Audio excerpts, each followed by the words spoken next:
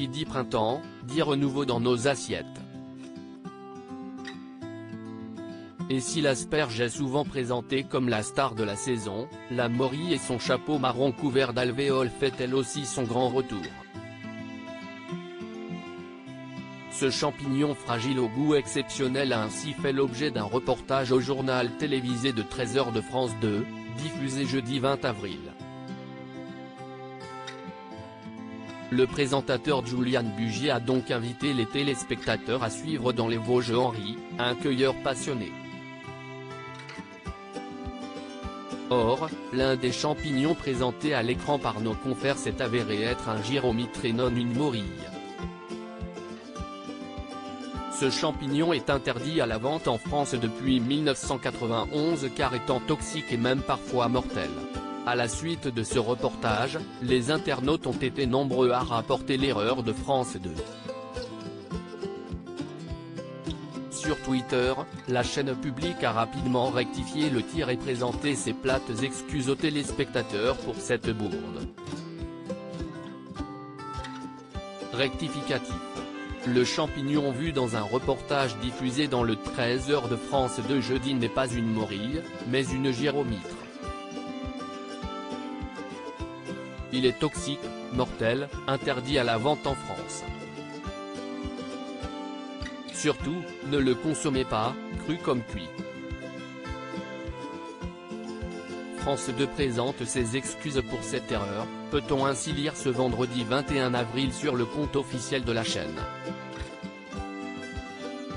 Supérieur à Léa Salamé, Pascal Praud, Anne-Sophie Lapix. Découvrez les journalistes quand ils étaient plus jeunes et Julian Bugier face à une série d'incidents au JT. Ce n'est pas la première fois qu'un couac vient perturber la messe de l'info orchestrée par Julian Bugier. En novembre dernier, l'époux de la journaliste Claire Fournier avait fait face à une série d'incidents techniques qui l'avaient quelque peu déstabilisé. On a quelques problèmes techniques aujourd'hui, avait-il avoué en direct. Impossible alors pour lui de diffuser un reportage consacré à une usine de viennoiserie située en Bretagne, voilà, sujet qu'on découvrira un peu plus tard, me dit-on dans l'oreillette.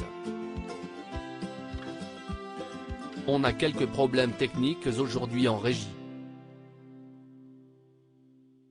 Ça arrive. Reblote pour un second reportage sur le navire humanitaire Océan Viking qui avait été coupé au bout de quelques secondes. À la fin de son édition, le présentateur de 42 ans avait alors tenu à dévoiler la raison de ces bugs à répétition. Fin de ce journal réalisé dans des conditions, vous l'avez compris, particulières en raison d'un mouvement de grève d'une partie du personnel.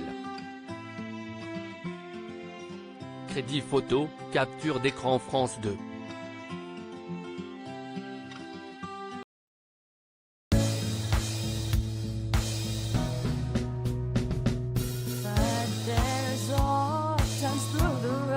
I think you can let me know. Sit down, sit back, let me help you out. The step I gotta seek, so I see you out there's on your own, but